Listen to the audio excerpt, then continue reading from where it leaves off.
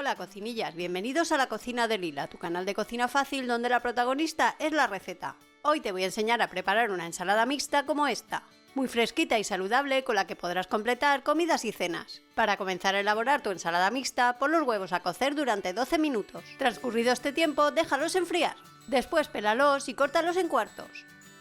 Lava entonces la lechuga y escúrrela bien. Córtala en trozos no demasiado grandes. Lava después el pepino y córtalo en rodajas finas. Continúa lavando y cortando la zanahoria en tiras. Te recomiendo hacerlo con una mandolina. A continuación, corta la cebolla morada en juliana fina. Trocea también el tomate en trozos de bocado. Luego debes preparar la vinagreta. Para ello en un bol pon el aceite y el vinagre. Bate bien la mezcla con unas varillas hasta que emulsione. Para terminar, monta tu ensalada mixta. Si quieres que quede más vistosa, te recomiendo hacerlo en raciones, por lo que deberás poner en primer lugar la lechuga. Luego acomoda sobre esta las rodajas de pepino. Continúa intercalando el tomate.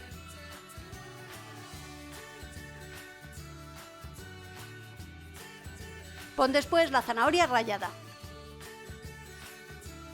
Recuerda que al final del vídeo te dejo la lista de ingredientes y cantidades de esta receta. La cebolla en tiras.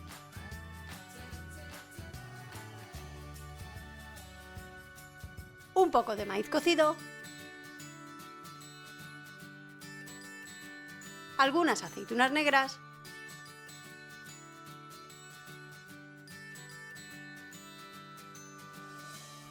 Un buen trozo de atún al natural.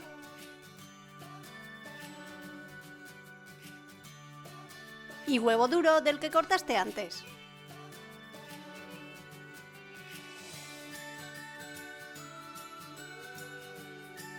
Ponle sal al gusto. Y alíñala con la vinagreta que preparaste.